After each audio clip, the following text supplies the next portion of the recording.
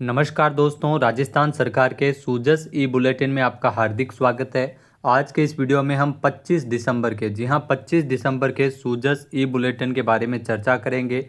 तो यहाँ से एग्ज़ाम में कौन कौन से क्वेश्चन आपके लिए महत्वपूर्ण बन सकते हैं, उन सभी को हम इसमें डिस्कस करने वाले हैं। तो पहला पन्ना, जो सरकारी नौकरियाँ, जी हाँ, जो जयपुर में राजस्थान सरकार का राज्य स्तरीय रोजगार मेला है, ये जयपुर में आयोजित किया गया था। ये आप तस्वीर में देख सकते हैं।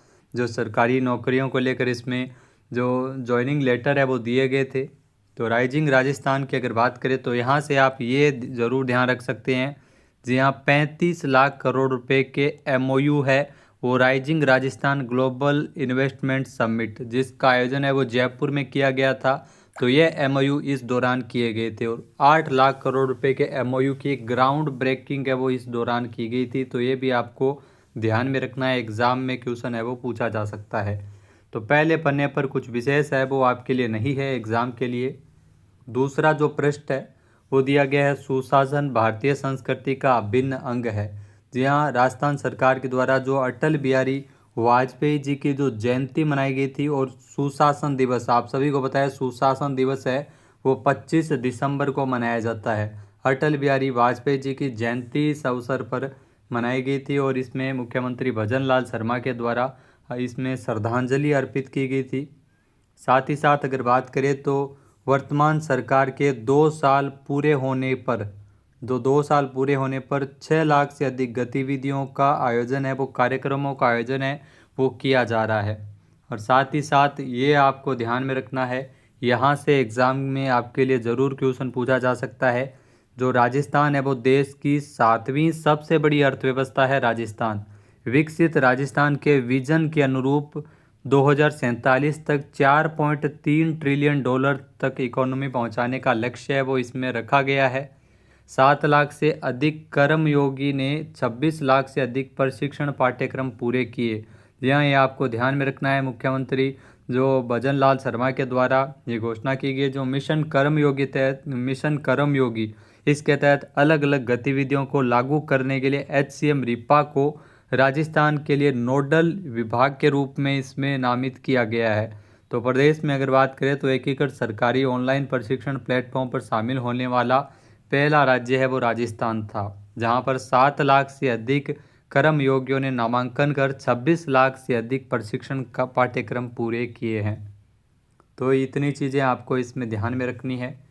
इसके अलावा जो नेक्स्ट पृष्ठ है इसका, जिसमें सांसद खेल महोत्सव जिसका समापन किया गया था, जहाँ सांसद खेल महोत्सव जयपुर में इंडोर स्टेडियम में ये समापन समारोह है वो संपन्न हुआ था। तो इसमें आपको विशेष कुछ ध्यान नहीं देना है, लेकिन यहाँ पर घोषणा क्या हुई है ये आपको पता होना आवश्यक है। तो खिलाड़ियों को लेकर महत्वपूर्ण कदम उठाए गए हैं, जिसमें खेलो इंडिया यूनिवर्सिटी गेम्स का सफल आयोजन है वो किया गया, आप सभी को पता है। तो खेलो इंडिया यूनिवर्सिटी गेम है जो कि आयोजित किए गए थे राजस्थान में हाल ही में। जयपुर सहित 7 अलग अलग संभागीय मुख्यालयों पर इसका आयोजन किया गया। और Rajasthan target Olympic podium scheme जो कि राजस्थान में शुरू की गई है, इस स्कीम की शुरुआत की गई है। इसके अलावा खिलाड़ियों के लिए स्पोर्ट्स लाइफ इंश्योरेंस स्कीम भी शुरू की गई है। तो स्पोर्ट्स लाइफ इंश्योरेंस स्कीम की अगर बात करें तो इसमें अंतर्राष्ट्रीय पदक विजेताओं को 25 लाख रुपए का दुर्घटना और जीवन बीमा कवरेज उपलब्ध करवाया जा रहा है।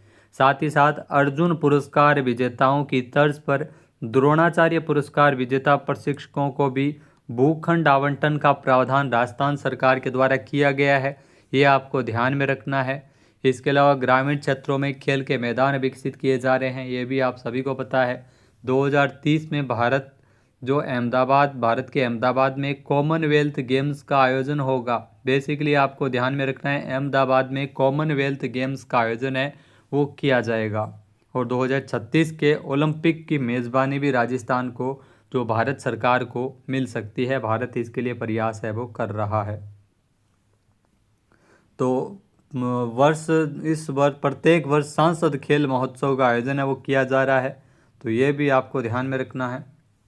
इसके अलावा जो ये भी घोषणा की गई है कि जो प्रदेश का कोई भी प्रतिभाशाली खिलाड़ी संसाधनों की कमी के कारण पीछे न रहे, इसलिए जो राज्य सरकार ने विभागीय खेल अकादमियों में आवासित छात्र छात्राओं को देय राशि 2,600 रुपये से बढ़ाकर 4,000 रुपये प्रतिमाह किया है।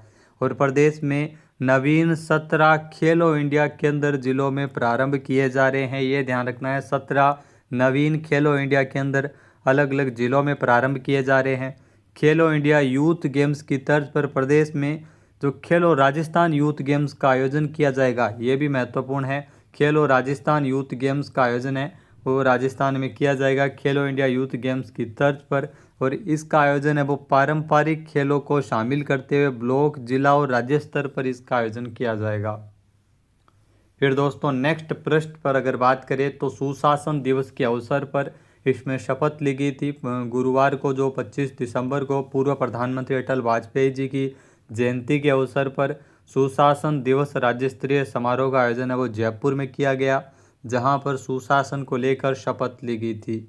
और इसमें ध्यान रखना 200 विकास रथों के जरिए ग्राम पंचायत और पंचायत समिति और नगरीय निकायों में विकसित राजस्थान की यात्रा को पहुंचाया जा रहा है। तो अलग अलग शिविरों का आयोजन है वो इसमें किया जा रहा है ताकि योजनाओं को क्रियान्वित किया जा सके। और ये आप देख सकते हैं ई गवर्नेंस पोर्टल को लेकर इसमें महत्वपूर्ण जानकारी है। पिछले 2 वर्षों से जो राजस्थान संपर्क पोर्टल जिसमें जन सुनवाई की जाती है, शिकायत कर सकते हैं। 2 वर्षों में 65 लाख से अधिक जन शिकायतों का निस्तारण किया जा चुका है।